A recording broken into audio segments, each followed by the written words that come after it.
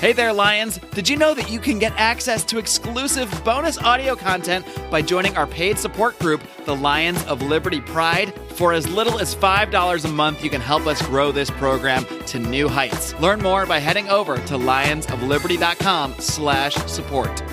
You know, if there's one purpose of art, I think it's that you can kind of take another look at events and maybe reframe them with fiction. Welcome to the Lions of Liberty podcast. Here is your host, your guide, your shining beacon of liberty, Marc Clair.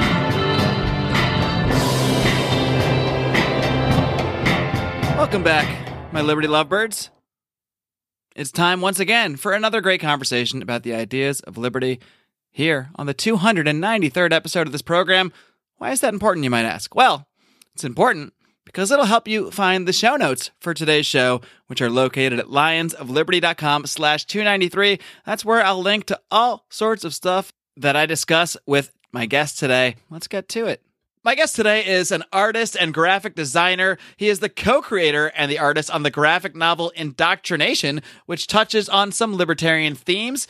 He also applies his craft at past guest Matt Kibbe's organization, Free the People. And if that wasn't enough, he is the director of multimedia and design at Task and Purpose, a news and culture site geared towards the next generation of U.S. veterans. I'm thrilled to welcome in Matt Battaglia. Matt, are you ready to roar? Of course. All the time. All right, man. A lot of your work, a lot of your graphic design work and artistry, it does in many ways relate to your political beliefs. So that's where I want to start. How did you first take interest in the ideas of liberty? Well, I got into it, 2 presidential cycles ago? And when I had gotten out of college and I was looking for, I was working in the e-commerce site and I was looking to kind of make that next lateral move. And I was looking at all the Republican presidential campaigns sort of design work and realized, that's an easy gig. Like obviously no one with an art background is getting into that.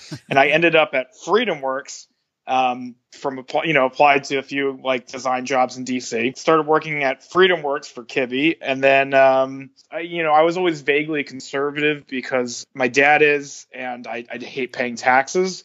But I wouldn't say I had any grounding. And then working for Kibbe for a number of years now has made me to the point where I'll drop the L word sometimes. He's really up to the indoctrination, so to speak. Yes. You could add the plug in like that. Yeah.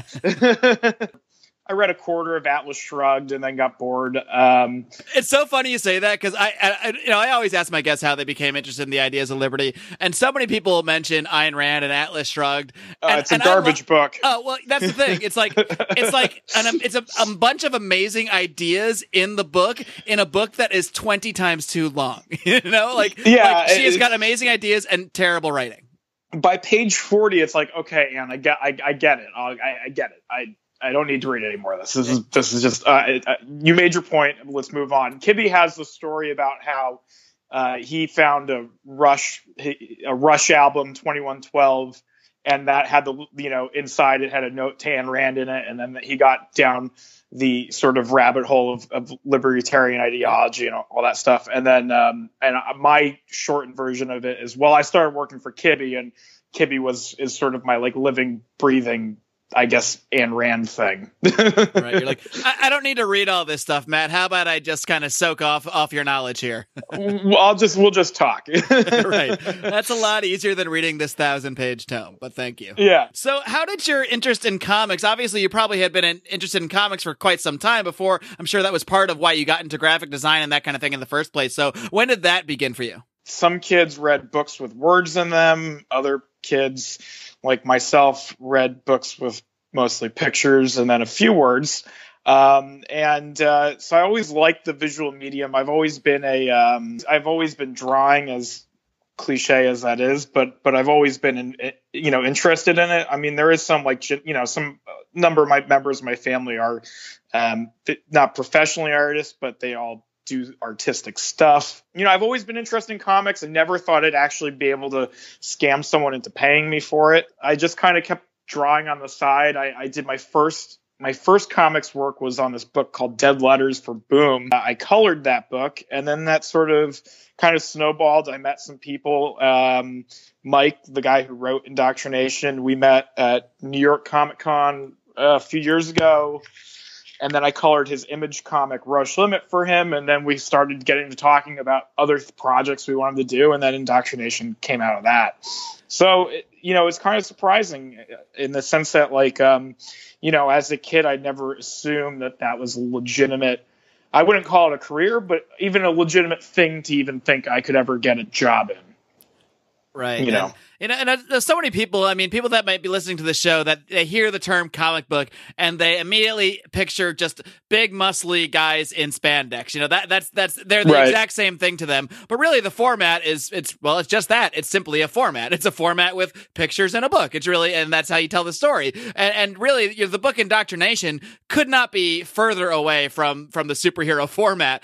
So I'm curious, what kind of comics influenced you as a kid? Were you always into the sort of non-superhero stuff, or did you start with that like most of us did and then kind of move out from there? I started with the Transformers comics. So those aren't, those are robots, not superheroes. And then quickly started reading, again, I had seen, like, my parents have good taste in movies, which meant I saw a lot of movies probably younger than I should have seen them.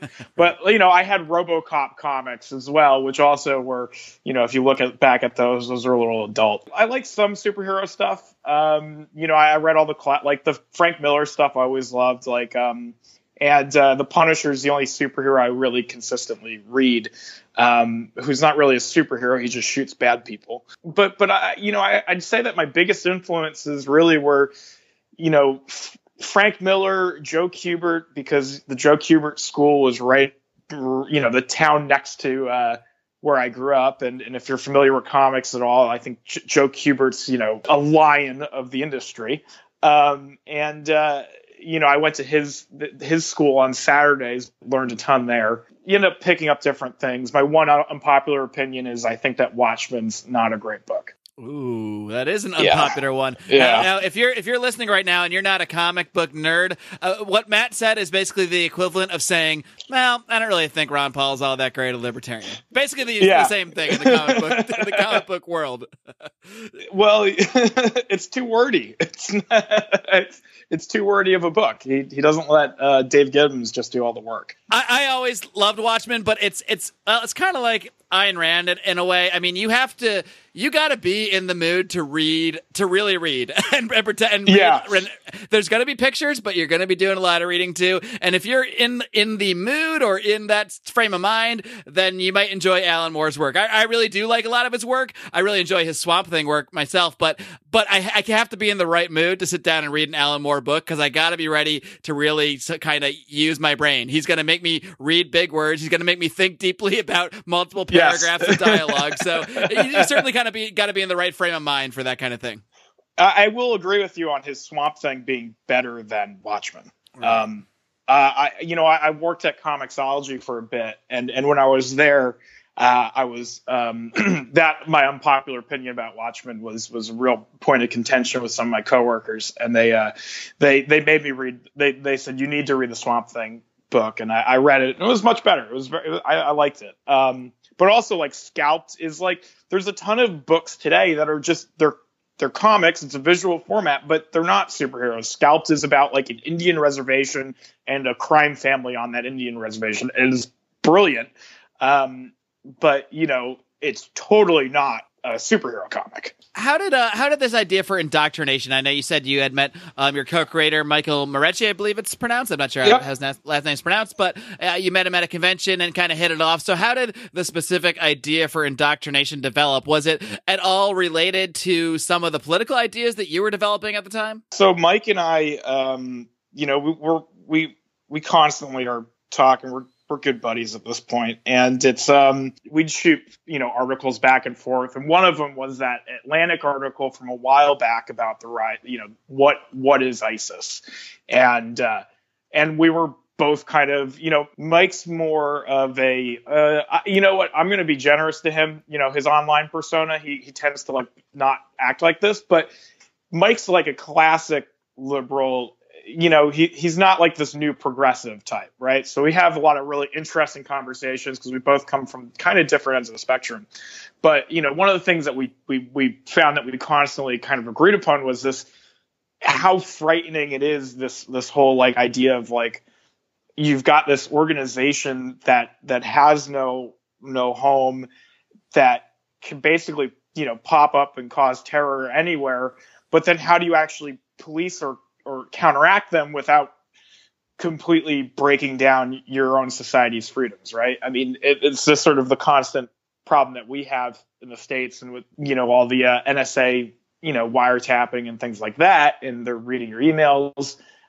What are you willing to give up to be safe? And that's one of the things that we wanted to tackle with Indoctrination, was get at the sort of the fears around like events like San Bernardino, which had recently happened when we were working on the book, and try and explore them, because we hadn't seen this in a comic yet. So we wanted to give it a shot. That's interesting that the San Bernardino incident occurred kind of while you were crafting this, because up until that, I mean, there weren't that many instances of kind of a homeland Islamic type terror that we've actually seen within the United States right prior to that. So it's kind of what you're talking about in the comic actually came about in real life as you're working on it. That's really fascinating. I think Pulse happened. The Pulse nightclub shooting happened while we were working on it.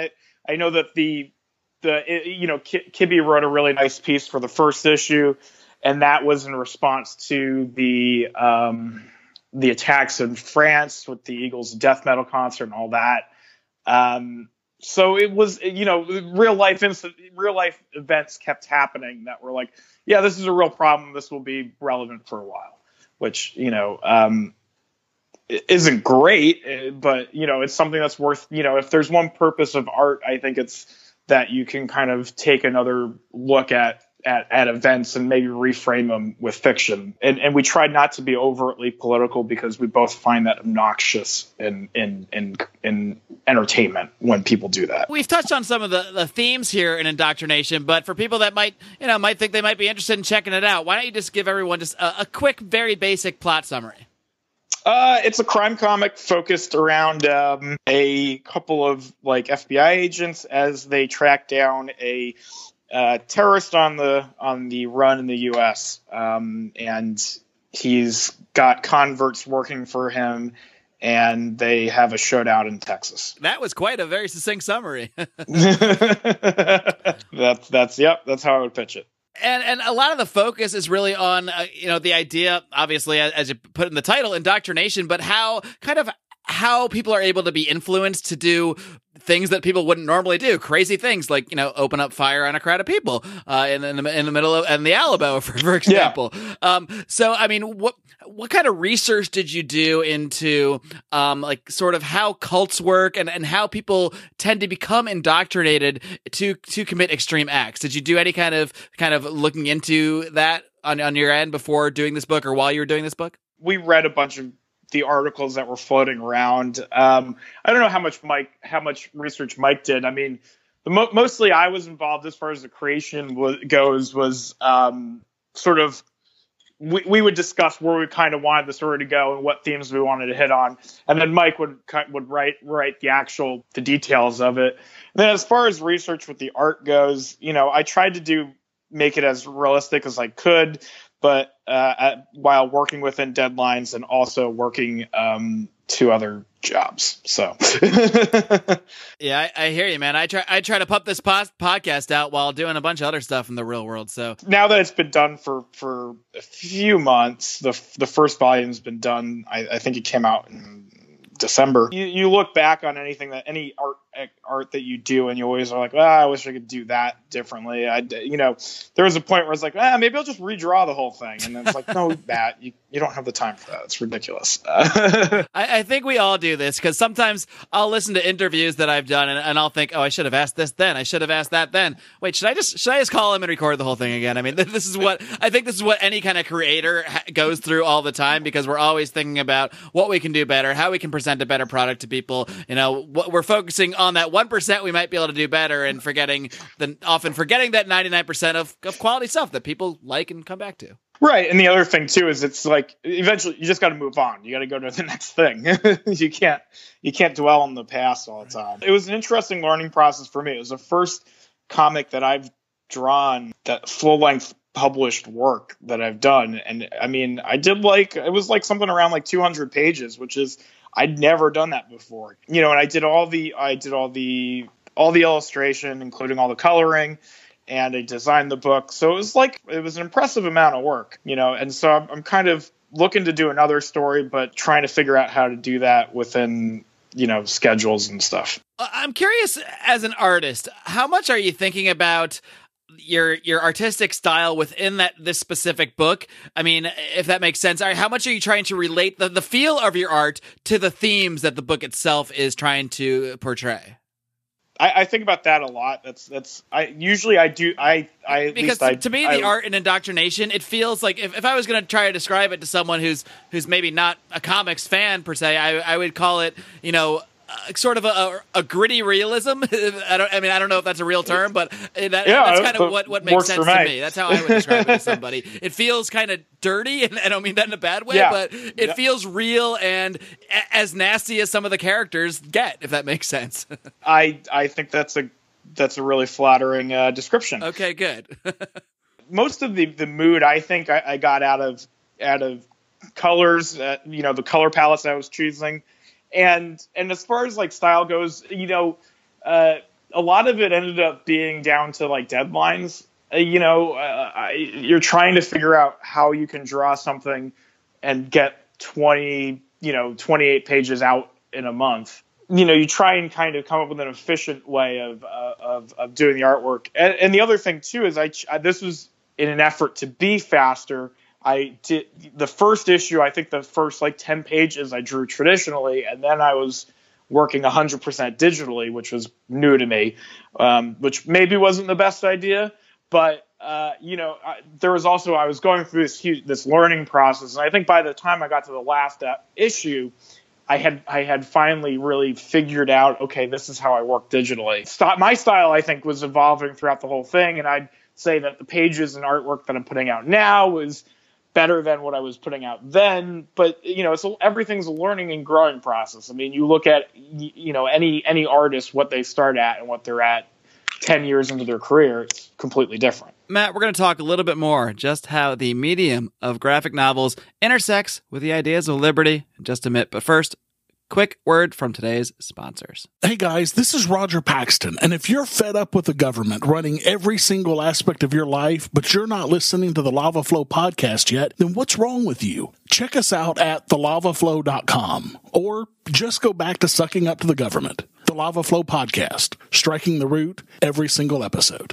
This is Chris Spangle, and I am the host of We Are Libertarians, which you can find in iTunes, Google Play, or at wearelibertarians.com. We are a podcast that brings you all of the irreverence that modern politics deserves by examining current events from a libertarian perspective. So please, check us out at wearelibertarians.com.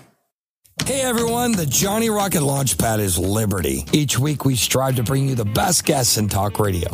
The Johnny Rocket Launchpad delivers weekly interviews of noteworthy politicians, experts, and activists.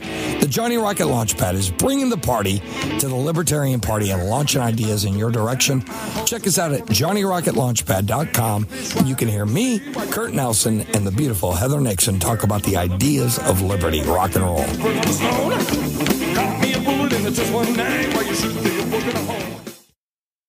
I want to talk a little bit more about the intersection between comic books and libertarianism. I know you've done an interview with my friend Remzo Martinez, our mutual friend Johnny Adams, also a big comic nerd.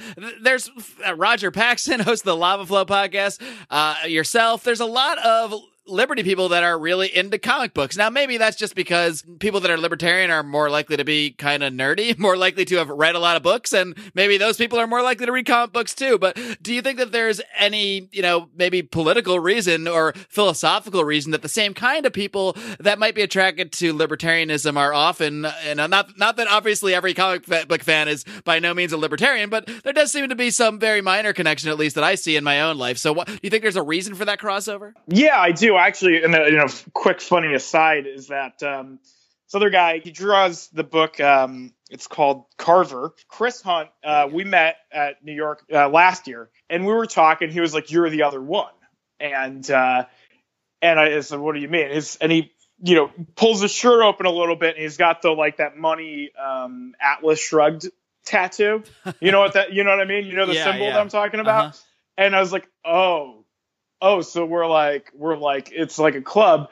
And he was talking about Paul Pope, who's another pretty famous comic book artist, who's also a hardcore libertarian. I think the thing is that there's a lot of themes, especially in older comics, that are very liberty focused. I mean, you've got the guy who created Spider-Man, and I'm not talking about Stan Lee, I'm talking about Steve Ditko, was an objectivist. I mean, he made The Question, which was an objectivist superhero, right? I think there's a lot of aspects of the X-Men. It always gets lost that they're sort of against this sort of government regulation. Like, there's a lot of liberty themes in these books that tend to get lost today because that's not the hip thing to talk about. Sure, and the X-Men, they live in a privately funded homeschool. Right. They're persecuted by the government because they have different genetics. There's a lot of relations there. They just want to register them all and have bookkeeping. So it's like, I think that there's a lot of interesting stuff there. Who is the most libertarian superhero then? Would you say it's like the X-Men or a Spider-Man? I mean, or how do you view somebody like, say, a Batman through a libertarian lens? Well, you should read the Paul Pope Elseworlds Batman story where he saves Mises from Nazis.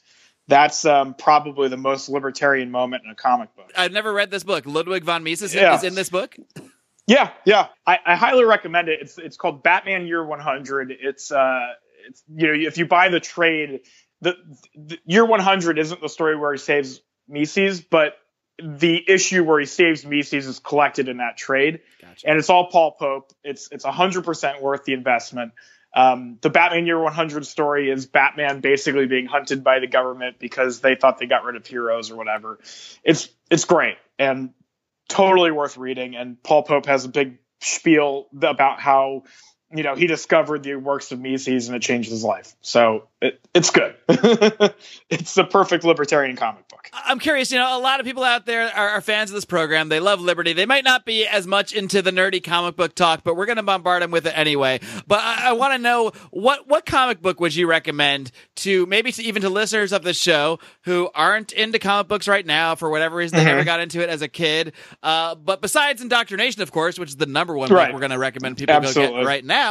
Besides that, what would you recommend that people that maybe they finally heard myself, you, Remzo Martinez, Johnny Adams, they've heard enough of us talk openly about our love for this format that maybe they're finally willing to give it a shot? What's one book you would recommend? I don't think we want to recommend superhero books. I hate recommending them, actually, unless if you're into that sort of thing. Deadly Class was really good. That's sort of the first thing that pops into my mind. But anything that's by Phillips and Brubaker, they do this book Criminal, which is they did a book called Fatale, Fade Out. All of their books are excellent. So yeah, one of those two. Because they're different. They're not superhero comics at all. They're both crime books. I happen to like crime comics. But the thing to remember is it's a medium. There's not one set story that can be told in this medium. I mean, it's like I think the problem that comics have is because of the way that they're sold, which is through comic shops usually until they get collected.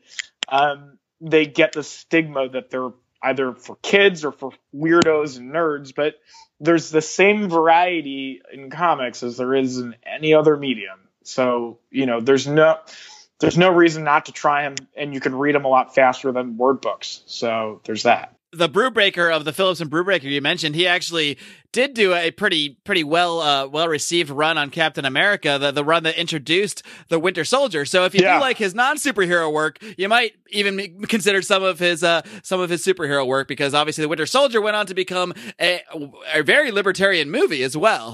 Probably the most libertarian Marvel movie that they put out. Yeah, his run. I read some of it. Like I said, I don't really read a ton of superhero comics because I have a hard time with continuity. Oh, well, yeah. I find it gets... if you're looking for continuity and consistency in superheroes, you're looking in the wrong place. It gets confusing real quick. I know you mentioned wanting to do more, long form comic book work in the future, and you did call that Indoctrination Volume 1. So is there a Volume 2? Is there more Indoctrination coming for us? Because it was left, there is a decisive conclusion to this particular story arc, but it's definitely left open for more. We'll see. It depends on a lot of factors, one of them being publishing, naturally. So we'll see. I mean, one of the things that, we've been kicking around at Free the People is doing about some of these sort of liberty guys like Battaglia, if you didn't know, had some really interesting history. We might adapt into a more action comic format. I personally might do a little short adaptation of Atlantic City, the Bruce Springsteen song, into a little zine. But, the problem with comics is they do take a ton of time to produce. Unless it's your full-time gig, it's hard to devote that much time to it. Yeah, and it's one of those things where we're trying to figure out sort of what works and what we want to do next. I mean, Mike and I, we're both a little bit busy right now, but we might do a sci-fi book next. But we'll see. It's like, we'll see what ends up lining itself up. But I've been trying to get better at doing a daily drawing. Those are up on my Instagram that I've been doing it. So I put one up a day. And usually, a little bit of like fan characters, like fan art crap, because people seem to like that on the internet. And then sometimes I'll do some more creative stuff. But, we'll see what happens. Very cool. Which is a totally open-ended answer, but it is, but it's the honest one. So, I mean, and look, if I'm talking to libertarians, they should understand that the market, informs all things, and that's just what I'm waiting on. Yeah. So if you go and you read Indoctrination, go to Comixology or go to a comic store and just click that buy button. So that'll tell Pick Matt, it up. Yes, you guys got to go do more of this. Send us a market market signal that it's wanted, and we'll do it. and I have read this series. Even if you're not into the comic book format, or you think you're not, I really recommend giving this a try, because you might be surprised. You might be surprised that comic books are even more than what you thought if you just always associate him with the Spider-Mans, the Supermans. This could not be more different. The only similarity is pictures on pages. I mean, really, that really is it. Matt, before I let you go, I also want to let you plug a little bit of the work you're doing over at Task and Purpose. So why don't you tell us about that organization and how you got involved with it? So Task and Purpose, they're a media site specifically for veterans, and I do some video editing for them, and I do some illustration. I've done a few comics that are on the site as well. I've been doing a lot more like editorial illustration, which is a lot of fun, actually. I did one for Peace about the Marines United scandal that's going on. I don't know if you've seen that, but that I did a piece for that, which I thought was I was pretty pleased with it. Is that the one with the leaks, the leaks of the pictures, or is that something else? Yep. All right. Well, I know all about leaks. I see those everywhere. Yeah. So not that I seek them out, you sickos. I'm just saying they're in the news a lot. They're everywhere. So I do a lot of illustration there and some video editing as well. So, you can check it out. And I do have some comics up as well there. So those are also worth looking at, I think. And you can look at my site, has links to everything that I've done too. It's mattjbat.com. Awesome stuff. Well, I do want to highly recommend checking out Indoctrination. Whether or not you're into comic books or think you're into comic books, you might have a different attitude if you check this one out. So Matt, I appreciate you coming on, and keep up all the great work. Thanks for having me. It's been a blast, Matt. All right, Lions, I hope you enjoyed my conversation today with Matt Battaglia. I sure as heck did. And if you're not a comic book nerd like I am, like Matt is, and this interview might have inspired you to at least give the medium a chance, well, I'm going to link to some stuff at the show notes, some of the stuff that Matt mentioned today, and some other stuff that I think you might enjoy, because believe it or not, it's not all capes and superheroes. There's actually some really compelling, just realistic stories that exist in this medium, and I'd like to use today to sort of expose some people to that, and hopefully to the ideas of liberty as well for people that kind of stumble upon these works through their interest in comic books and might get more interested in the ideas of liberty. Might Google Indoctrination, find this interview. So you really never know how people can get involved in this conversation, which is, of course, is our goal here at Lions of Liberty, to keep advancing this conversation, to keep this thing going, to keep roaring about liberty. And we certainly continue to do that with the help of our friends and fans, our members of the Lions of Liberty Pride, our paid support group. Of course, if you join that by going over to lionsofliberty.com/support, you'll get access to all sorts of exclusive bonus content, the most recent of which was my reaction to my own interview with Sam Cedar, which certainly got a lot of criticism, a lot of praise, everything pretty much in between, especially if you go on YouTube. That's where, for some reason, you find the craziest, most hyped up comments on YouTube in both directions. I don't know why that is, but boy, sometimes I just want to avoid the YouTube comment section, but I can't because I need to see what people are saying. I just have to. I'm obsessed. I got a problem. I got issues, but it's okay. I like criticism. I want criticism. You can give me criticism in many ways. You can do it by joining our private Facebook group, the Lions of Liberty Forum. Just type that in your search bar over on Facebook. We'll get you right in. So long as you look like a real human being, we do try to keep the spam bots out. And if for some reason you can't get in, I did have one guy that I guess we blocked because he had no friends, and sometimes that is kind of a red flag, but he reached out, emailed me through our website, through facebook.com/Lions of Liberty, our Facebook page. You can also email me directly, Marc, M-A-R-C, at lionsofliberty.com. So if you do have problems getting in, feel free to reach out to me and we'll get it all sorted out. I do want to also give a shout out to some new members of the Lions of Liberty Pride that have joined up in the last few weeks. We've got Ashley Ingebrigtsen, and I'm sorry if I mispronounced this or any name incorrectly. That's a little bit of a toughie. We also got Eric Anderson, who joined up. Shane Whistler, past guest on this program. He's got a couple interviews he's done on this show. Really interesting guy. He's put out a lot of books, including a book called Reason and Liberty, which I think does one of the best breakdowns of getting to the philosophy of individual rights and sort of applying that to our world today. It's very deep on the metaphysical level. I want to really highly recommend that book. I'll link to that in today's show notes as well. And we also got Paul Pachola. Now, if any of you guys have not gotten into our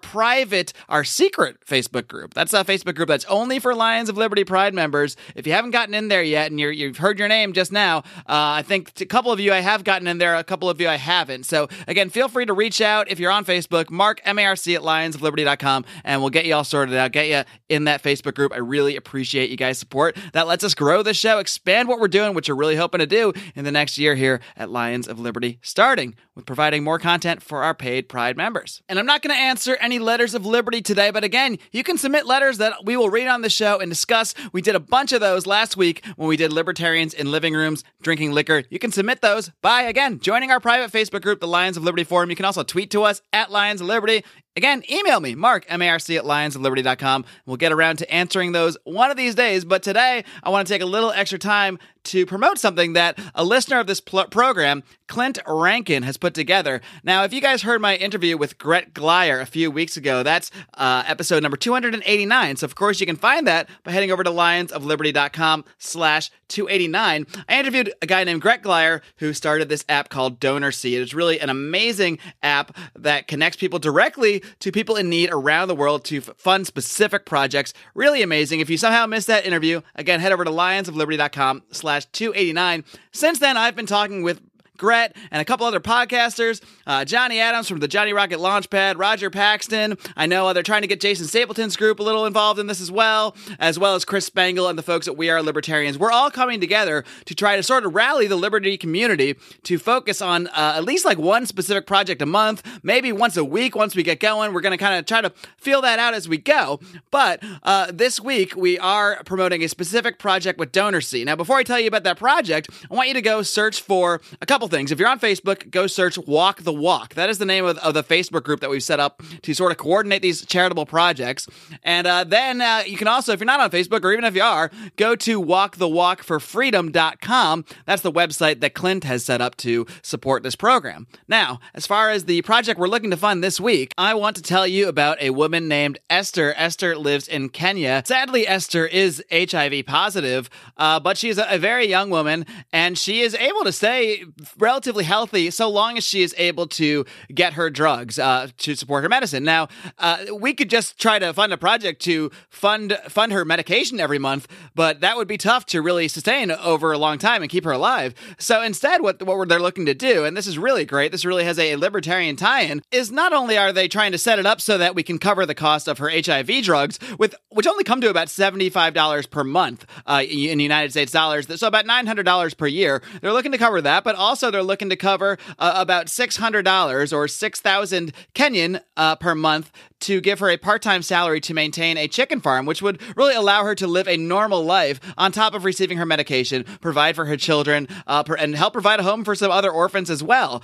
through her employment. So really, there's a lot going on here. It helps this woman live a life, be employed, stay alive, and provide for her children. So it really is a great situation, and it's more than a handout because she's going to have a job. She's going to be productive, and I think it's really a wonderful thing. There's so many great aspects to this, and that's why Clint picked out this specific project to fund this month. So that's what we're going to try to focus on. I'm going to link to Esther's specific story again at today's show notes at lionsofliberty.com/293. You can also download the DonorSee app if you haven't yet. Just go to your app store on your phone, type in DonorSee, DonoRSee, download that app. You can search for me, Marc Clair. You can search for Greg Glyer. You can be friends with people. That's a great thing about this, and see what your friends are funding and to give you an idea of what kind of projects to jump into. But if you do find me on that app, search Marc Clair, find me, you'll see Esther's project under my personal stories there. So you can find it that way or through the link. There are many ways to get to it. I'll, of course, post it in the Lions of Liberty forum as well. So as much as I like to promote Lions of Liberty stuff and promote the Lions of Liberty Pride, what I really want you to focus on this week